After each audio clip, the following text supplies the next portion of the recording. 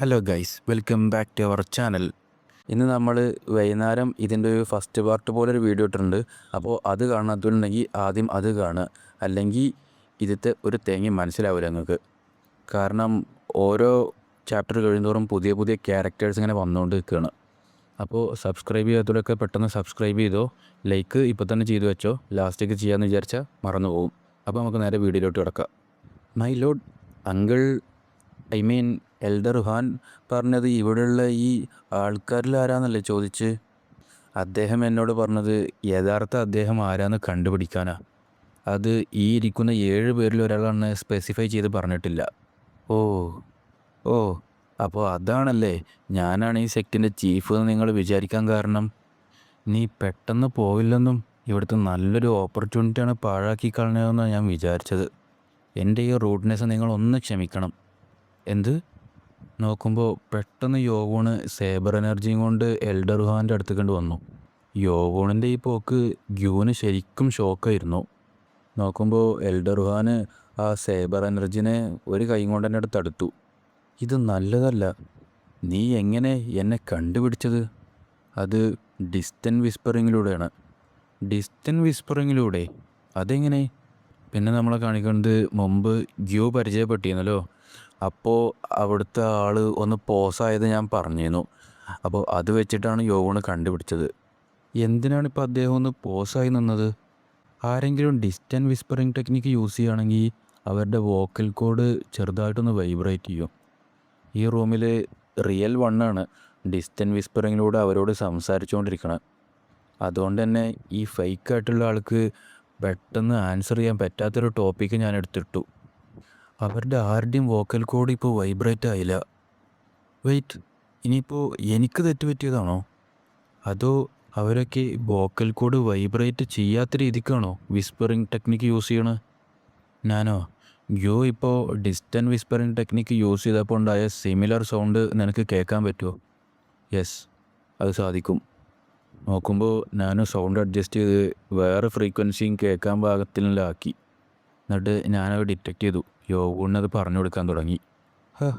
Distant whispering എനിക്ക് കേൾക്കാൻ പറ്റുമെന്ന് എനിക്ക് വിശ്വസിക്കാനേ കഴിയണില്ല.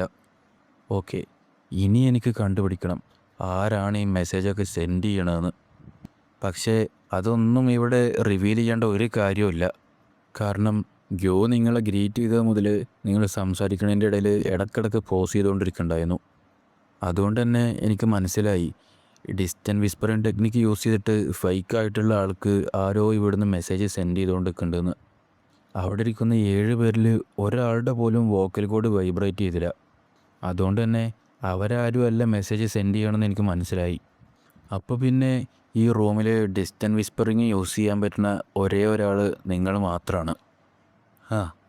ഞാൻ വേണമെന്ന് വെച്ചിട്ട് തന്നെയാണ് ഗ്യൂവിനെ നിങ്ങളോടൊപ്പം ഇവിടെ കൊണ്ടുവന്നത്, നിങ്ങളെ കൺഫ്യൂസ് ആക്കാൻ വേണ്ടിയിട്ട്. പക്ഷേ ഇത് കണ്ടിട്ട് എൻ്റെ ട്രാപ്പിൽ ഞാൻ തന്നെ വീണുപോയി എന്നാണ് തോന്നുന്നത്. ശരി, എങ്കിൽ ഇനി ഞാൻ എന്നെ ഒന്നും കൂടി ഇൻട്രൊഡ്യൂസ് ചെയ്യാം. ഞാൻ ഫ്ലൈയിങ് ഫാൻറ്റം സെക്റ്റിത്തെ ചീഫ് ഹൊയ്ഹുവാൻ. ഞാൻ യോവൺ ജിയോൺ. എന്തായാലും ഫസ്റ്റ് ടെസ്റ്റ് നിങ്ങൾ നല്ല രീതിക്ക് തന്നെ പാസ്സായി. അപ്പോൾ ഇനി നമുക്ക് നേരെ സെക്കൻഡിലോട്ട് കിടക്കാം. നോക്കുമ്പോൾ പെട്ടെന്ന് എൽഡർ ഹാന് യോവൂണണ്ട് അറ്റാക്ക് ചെയ്തു. ആ അറ്റാക്കിൽ യോവൂണൊന്ന് ബാക്കൊക്കെ പോയി. അത് ശരിക്കും ഓവർവെൽമിംഗ് ആയിട്ടുള്ളൊരു അറ്റാക്കാണ്. നോക്കുമ്പോൾ പെട്ടെന്ന് elder hand slash of the phantom shadow use ചെയ്ത് അറ്റാക്ക് ചെയ്യാൻ തുടങ്ങി. 2 പേരും അവിടെ കിടന്ന് പൊരിഞ്ഞ് ഫൈറ്റായി. അങ്ങോട്ടും ഇങ്ങോട്ടും നല്ലോണം കൊടുത്തുകൊണ്ട് നിൽക്കുന്നുണ്ട്. പക്ഷേ യോവൂണിനാണെങ്കിൽ അത്രത്തോളം പിടിച്ചു നിൽക്കാൻ കഴിയണില്ല. കാരണം പെട്ടെന്നുള്ളൊരു ഫൈറ്റായിരുന്നല്ലോ. പിന്നെ നോക്കുമ്പോൾ നമ്മളെ കാണിക്കുന്നത് എൽഡർ ഹാന് യോവൂണിനെ ചവിട്ടി തെറിപ്പിക്കുന്നതാണ്. ഗ്യൂ ആണെങ്കിൽ ഇത് കണ്ടിട്ട് ആകെ ഞെട്ടി. എന്തായാലും നമ്മുടെ ഈ ചെറിയ ഫൈറ്റിന് ഈ ഗസ്റ്റ് ഹൗസ് കംപ്ലീറ്റ്ലി ഡിസ്ട്രോയ് ചെയ്യാൻ ഞാൻ ആഗ്രഹിക്കണില്ല. ഞാൻ ലൈബ്രറിയിലത്തെ 5th ഫ്ലോറിൽ ഇതിനു മുന്നേ ആ കോഡിഫൈഡ് ഫൈറ്റിംഗ് ഫോം കണ്ടിട്ടുണ്ട്. അത് slash of the phantom shadow ആണ്. അത് ഞാൻ വായിച്ചതിനേക്കാളും റിഫൈൻഡ് ആയിട്ടുള്ള ഒന്നാണ്. അതിൻ്റെ വീക്ക് പോയിൻ്റ് ആണെങ്കിൽ കംപ്ലീറ്റ്ലി കവേർഡാണ്. നീ പോയ്സൺ സെക്റ്റിത്തെ ചീഫിനെ ഡിഫീറ്റ് ചെയ്തുകൊണ്ട് തന്നെ എനിക്ക് നിന്നെ മേളിൽ ഭയങ്കരമായിട്ട് എക്സ്പെക്റ്റേഷൻ ഉണ്ട്. ആ കിളവൻ വേണമെങ്കിൽ എപ്പോഴും വടിയും പിടിച്ച് നടക്കുന്ന ഒരാളായിരിക്കും. പക്ഷേ അയാളുടെ ശക്തി എന്ന് പറഞ്ഞാൽ അതെപ്പോഴും കണക്കപ്പെടുത്തേണ്ട ഒരു ശക്തിയായിരുന്നു. ഞാൻ ഒരിക്കൽ പോലും അയാളൊപ്പം ഫൈറ്റ് ചെയ്തിട്ടില്ല, കാരണം എനിക്കതിൻ്റെ ആവശ്യം വന്നിട്ടില്ല. പക്ഷേ എന്തായാലും അയാൾക്ക് പകരം നീ നല്ലൊരു സബ്സ്റ്റിറ്റ്യൂട്ടാണ്, കാരണം നീ അയാളെ ഡിഫീറ്റ് ചെയ്തവനാണ്. അതുപോലെ തന്നെ ഞാൻ കേട്ടിട്ടുണ്ട് സർ സിയോ മാങ് പഠിപ്പിച്ചിട്ട് നീ സേബറിലൊക്കെ മാസ്റ്റർ ചെയ്തിട്ടുണ്ടെന്ന്. അതെന്തായാലും കൊള്ളാം, കാരണം എൻ്റെ സ്പെഷ്യൽ ടെക്നിക്കും സേബർ ടെക്നിക്കാണ്. അത് sabre of the flying phantom. യോവോണ് അവൻ്റെ സേബറും പിടിച്ച് അറ്റാക്ക് ചെയ്യാൻ റെഡിയായി നിന്നു. അത് നല്ലൊരു സേബറാണല്ലോ. കണ്ടിട്ട് ഇതെന്തായാലും ഒരു അടിപൊളി ഫൈറ്റ് ആകുമെന്നാണ് തോന്നുന്നത്. ഇനി നീ നിൻ്റെ ഏറ്റവും വേഴ്സ്റ്റായിട്ടുള്ളത് ചെയ്യ്, നീ ആ കിളവൻ്റെ ഒപ്പം ചെയ്തതുപോലെ. രണ്ടുപേരും കൂടിയും ഫൈറ്റ് ചെയ്യാൻ വേണ്ടി മുന്നോട്ട് ഓടി വന്നു. പിന്നെ നമ്മളെ കാണിക്കുന്നത് പൊരിഞ്ഞ ഫൈറ്റാണ്. രണ്ടാളും അങ്ങോട്ടും ഇങ്ങോട്ടും നല്ലോണം കൊടുക്കുന്നുണ്ട്. അപ്പോഴേന്നു ആ ഫൈറ്റിൻ്റെ സൗണ്ട് പുറത്ത് കേട്ടത്. യോവോൻ്റെ ഫോളോവേഴ്സൊക്കെ അപ്പോഴത് കേൾക്കുന്നുണ്ട്. അവരൊക്കെ യോവോണിനെ അറ്റാക്ക് ചെയ്യുകയാണെന്ന് വിചാരിച്ചിട്ട് ഓടാൻ തുടങ്ങി അവൻ്റെ ഫോളോവേഴ്സ്. എന്താ ഇവിടെ സംഭവിക്കണത്? അവിടെ നിൽക്കടാ. ബേക്കി നിന്നില്ല, ബേക്ക് കണ്ട് മുന്നിൽ ഓടാൻ തുടങ്ങി. നേരെ ചെന്ന് രണ്ടിൻ്റെ മോന്തക്ക് ഒരൊറ്റ കിക്ക്. മാറി നിൽക്കടാ. രണ്ടിനെ അവിടെ നിലത്ത് ബോധം കെടുത്തിട്ടിട്ട് ബേഗി പിന്നെയും മുന്നിൽ ഓടി. നിനക്കുറപ്പാണോ നമ്മളിങ്ങനെ കയറിപ്പോകുന്നത് ഓക്കെ ആണെന്ന്? നമുക്ക് നമ്മുടെ ലോഡിൻ്റെ സേഫ്റ്റിയാണ് വലുത്. അവൻ ഭയങ്കര സ്ട്രോങ് ആണ്, എനിക്ക് വിശ്വസിക്കാനേ കഴിയുന്നില്ല. ഈ 20-ാം വയസ്സിൽ തന്നെ ഇത്രത്തോളം പവർഫുള്ളായിട്ടുള്ളത്. പക്ഷേ ഇതൊന്നും പോരാ അവന് ആ ഓബേക്കിനെ തോൽപ്പിക്കണമെങ്കിൽ. നീ ശരിക്കും വിചാരിക്കുന്നുണ്ടോ എൻ്റെ ജേഡ് മെഡാലിയൻ കിട്ടാൻ ഇത് ചെയ്താൽ മതിയെന്ന്? ഡാൻസിങ് ബട്ടർഫ്ലൈ ടെക്നിക്ക് മാത്രം യൂസ് ചെയ്തിട്ട് എൽഡർഹാനെ എനിക്ക് തോൽപ്പിക്കാൻ കഴിയണില്ല. ശരി, എങ്കിൽ ഞാൻ ഇതും കൂടി ഒന്ന് ടെസ്റ്റ് ചെയ്തേക്കാം. നോക്കുമ്പോൾ യോവോണ് പെട്ടെന്ന് വേറൊരു ടെക്നിക്ക് യൂസ് ചെയ്യാൻ തുടങ്ങി. അവനിപ്പോൾ ചെയ്ത ആ ഇനീഷ്യൽ ഫോം ഏതാ? ഞാൻ ഇങ്ങനത്തെ ഒന്ന് ഇതിനു മുമ്പ് കണ്ടിട്ടേ ഇല്ലല്ലോ. എൻ്റെ സ്ട്രെങ്ത്ത് എനിക്ക് തന്നെ ഇവിടെ കൺട്രോൾ ചെയ്യാൻ സാധിക്കില്ല. അതുകൊണ്ട് നിങ്ങളുടെ എല്ലാ സ്ട്രെങ്ത്തും യൂസ് ചെയ്ത് അത് ബ്ലോക്ക് ചെയ്യാൻ വേണ്ടി ശ്രമിക്കണം. എന്ത്?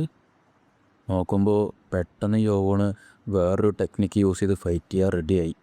ഈ സേബർ ടെക്നിക്ക് യൂസ് ചെയ്തിട്ടാണോ അവൻ ഓബേക്കിൻ്റെ തല കട്ട് ചെയ്തത്? നോക്കുമ്പോൾ എൽഡർഹാനാണെങ്കിൽ ascension of the flying blade wielding phantom technique use ചെയ്ത് ഫൈറ്റ് ചെയ്യാൻ വേണ്ടി ഓടി വന്നു. പക്ഷേ അതുകൊണ്ടൊന്നും കാര്യം ഉണ്ടായിരുന്നില്ല.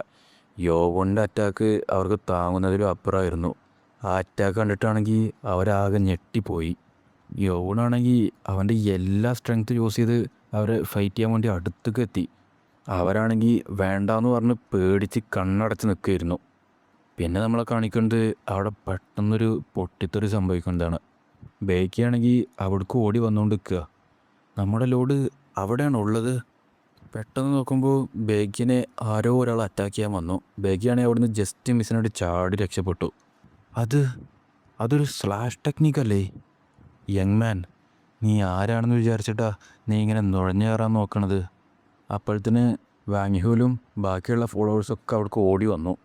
എല്ലാവരും പാടെ വന്ന് അവിടെ ഒരുമിച്ച് കൂടിയാണ് നിന്നു. മറ്റുള്ളവരൊക്കെ ആണെങ്കിൽ ഇവരെ വട്ടം വെച്ചാണ് നിന്നു.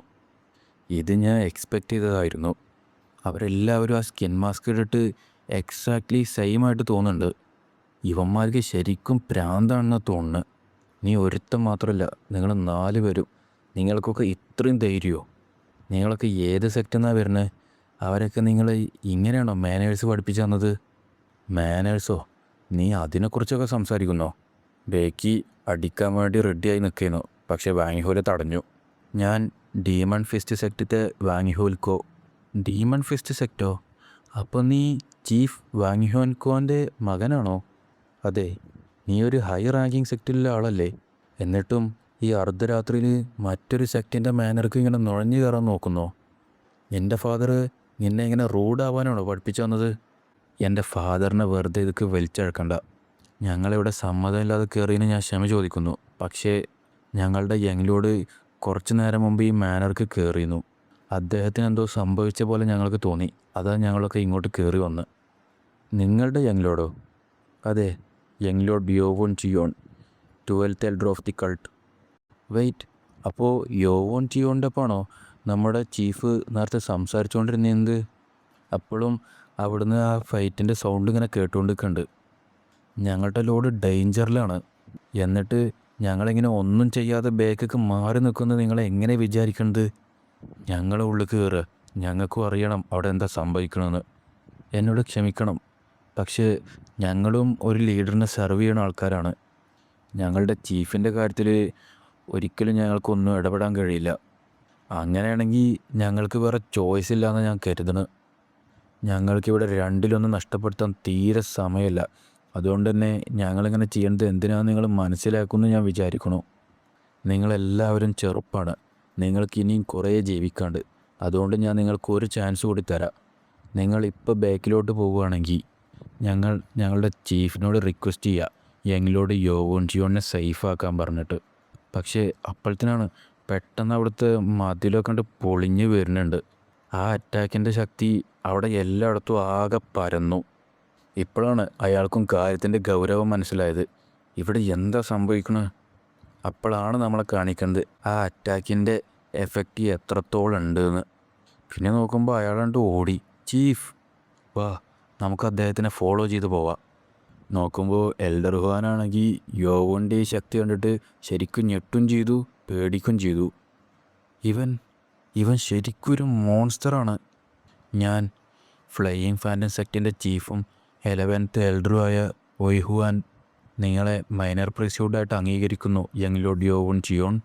ദയവായി ഇത് എൻ്റെ ലോയാലിറ്റിയുടെ ടോക്കണായിട്ട് അക്സെപ്റ്റ് ചെയ്യണം. യോവോൻ്റെ ഫോളോവേഴ്സും ആ ചീഫൊക്കെ അവിടെ എത്തിയപ്പോൾ കാണുന്നത് ഇതാണ്. വെയിറ്റ്, ഞാൻ വിചാരിച്ചത് ആ ആൾ ഡയറക്ടറാണെന്നാ. പക്ഷേ അവർ ചീഫായിരുന്നോ? Thank you sir. കണ്ടിട്ട് ഞങ്ങളുടെ ലോഡിന് കുഴപ്പമൊന്നുമില്ലാന്ന് തോന്നുന്നു. യോബോങ് ചിരിച്ചുകൊണ്ട് പറഞ്ഞു. അതാണെങ്കിൽ ആ ചീഫിന് തീരെ പറ്റിയില്ല. പിന്നെ നോക്കുമ്പോൾ നമ്മളെ കാണിക്കുന്നത് യോബോണിനെ അവൻ്റെ ഫോളോവേഴ്സിനൊക്കെ അവർ സ്വീകരിച്ചിരുത്തിക്കുന്നതാണ്. നിങ്ങൾ ഇപ്പോഴും ഈ സ്കിൻ മാസ്ക് ഇട്ടിട്ടാണോ? നിങ്ങളുടെ ശരിക്കുള്ള ഫേസ് എന്നെ കാണിക്കാനേ പോകുന്നില്ലേ? ജനറേഷനായിട്ട് ഞങ്ങൾ ഫ്ലൈയിങ് ഫാൻറ്റം സെക്റ്റിലുള്ള ഒരു ഡാർക്ക് ഓർഡറിൻ്റെ ഒരു പാർട്ടാണ്. ആ ഓർഡറാണ് അസാസിനേഷൻ്റെയും എസ്പിയോനേജിൻ്റെയും ഇൻചാർജ്. അതുകൊണ്ട് തന്നെ ഞങ്ങൾ ഒരിക്കലും ഞങ്ങളുടെ ട്രൂ ഫേസ് പാട്രിയാർക്കിനല്ലാതെ വേറെ ആർക്കും കാണിക്കില്ല. ഇനി നിങ്ങൾ ഒരു ദിവസം പാട്രിയാർക്കിൻ്റെ പൊസിഷനിൽ എത്തുകയാണെങ്കിൽ അന്ന് നിങ്ങൾ എന്തായാലും എൻ്റെ ഫേസ് കാണും. യാഹുവാൻ നിങ്ങളുടെ മകനാണോ? ഓ, നിങ്ങൾക്കറിയോ? ഞാൻ അക്കാഡമിയിൽ നിന്ന് പോകുന്നതിന് മുമ്പ് യാഹുവാനെ കണ്ടിരുന്നു. ഞാൻ കുറേ അവനെ കൺവിൻസ് ചെയ്യാൻ വേണ്ടി ശ്രമിച്ചു. പക്ഷേ അവരുടെ ചീഫിൻ്റെ ഓർഡർ ഇല്ലാതെ ആരെയും ഫോളോ ചെയ്യില്ല എന്ന് അവൻ പറഞ്ഞ്. ഞാനുള്ളതുകൊണ്ട് തന്നെ അവനപ്പോൾ അവിടെ സ്കിൻ മാസ്ക് ധരിച്ചിട്ടാണ് ഉള്ളതെന്ന് എനിക്ക് പറയാൻ കഴിഞ്ഞു. പക്ഷേ അവൻ അവൻ്റെ ഫാദർ എന്ന് പറയുന്നതിന് പകരം ചീഫ് എന്നാണ് പറഞ്ഞത്. എനിക്ക് കുട്ടികളൊന്നും ഉണ്ടാവില്ല. എന്ത്? ഈ ഫ്ലൈയിങ് ഫാൻറ്റം ശക്തിത്തെ ഞങ്ങളുടെ ബ്രീത്തിങ് മെത്തേഡ് സൈലൻറ്റ് ഫാൻറ്റം ടെക്നിക്കാണ്. അത് ഒരുപാട് ഇനി എനർജി പൊസസ് ചെയ്യും. അതുകൊണ്ട് തന്നെ ഞങ്ങളെല്ലാവരും ചെറുപ്പത്തിൽ തന്നെ കാസ്ട്രേറ്റഡ് ആവും ഈ ടെക്നിക്ക് ഫുള്ളി മാസ്റ്റർ ചെയ്യാൻ വേണ്ടിയിട്ട്. പക്ഷേ എന്തൊക്കെയായാലും ഞങ്ങളുടെ ഈ ലീനേജ് ഞങ്ങൾ കണ്ടിന്യൂ ചെയ്ത് പോകണം.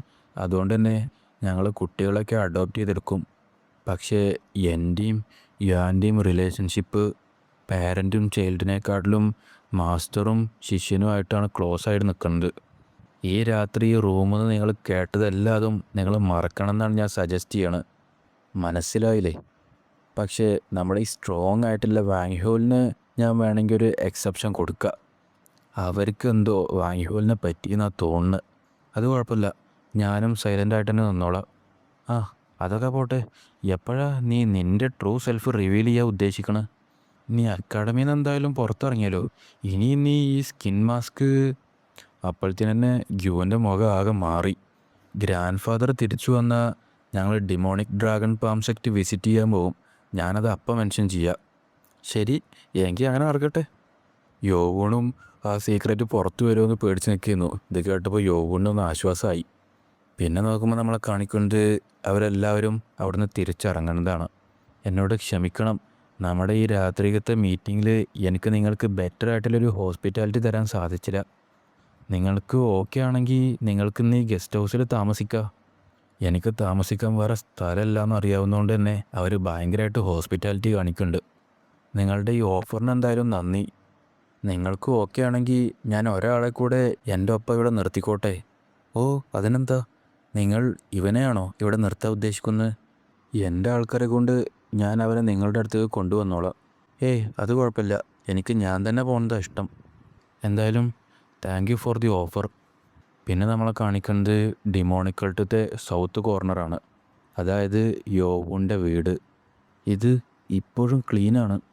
ഇവിടുത്തെ ഒന്നും തന്നെ ഇതുവരെയായിട്ടും മാറിയിട്ടേ ഇല്ല. ഗ്വാഡ്ജാങ് എല്ലാ ദിവസവും അദ്ദേഹത്തിൻ്റെ ട്രെയിനിങ്ങിന് വേണ്ടി നേരത്തെ തന്നെ എണീക്കും. അതിനുശേഷം ഇവിടെ ഒക്കെ ക്ലീനാക്കും. അദ്ദേഹം ശരിക്കും നല്ലൊരു വർക്കറാണ്. എന്തായാലും ഇനി ഞാൻ ഫൈനലി അദ്ദേഹത്തിൻ്റെ ഒപ്പം വീണ്ടും റീയൂണിറ്റ് ചെയ്യാൻ പോവുകയാണ്. എനിക്കറിയില്ല അദ്ദേഹം എൻ്റെ ഈ വളർച്ച കണ്ടിട്ട് എങ്ങനെയാണ് റിയാക്ട് ചെയ്യാമെന്നാവൂ. പിന്നെ നോക്കുമ്പോൾ നമ്മളെ കാണിക്കുന്നത് യോവോണും അവൻ്റെ ഫോളോവേഴ്സൊക്കെ അതിൻ്റെ ഉള്ളിലോട്ട് കയറുന്നതാണ്. ഓ, അപ്പോൾ ഇതാണല്ലേ നമ്മുടെ ലോഡിൻ്റെ വീട്. പക്ഷേ നോക്കുമ്പോൾ പെട്ടെന്ന് യോവോണൊന്ന് നിന്നു. എനിക്ക് അദ്ദേഹത്തിൻ്റെ ഫീലേ കിട്ടുന്നില്ല. എനിക്ക് ഗ്വാഡ്ജാങ്ങിൻ്റെ പ്രസൻസ് ഇവിടെ ഫീൽ ചെയ്യാനേ കഴിയുന്നില്ല. അപ്പോൾ ഫ്രണ്ട്സ്, തൽക്കാലത്തിന് ഇന്നത്തെ വീഡിയോ ഞാനിവിടെ നിർത്തുകയാണ്. അപ്പോൾ ഗ്വാഡ്ജാങ് എവിടെ പോയി, അദ്ദേഹത്തിന് ഇനി എന്തെങ്കിലും സംഭവിച്ചോ എന്നൊക്കെ ഉള്ളത് നമുക്ക് അടുത്ത വീഡിയോയിൽ കാണാം. അപ്പോൾ ഈ വീഡിയോ ഇഷ്ടപ്പെട്ടെങ്കിൽ എല്ലാവരും സബ്സ്ക്രൈബ് ചെയ്യുക, ലൈക്ക് ചെയ്യുക, ഷെയർ ചെയ്യുക, കമൻറ്റ് ചെയ്യുക. അടുത്തൊരു കിടിലൻ വീഡിയോ ആയി വരുന്നവർക്കും ബൈ ബൈ.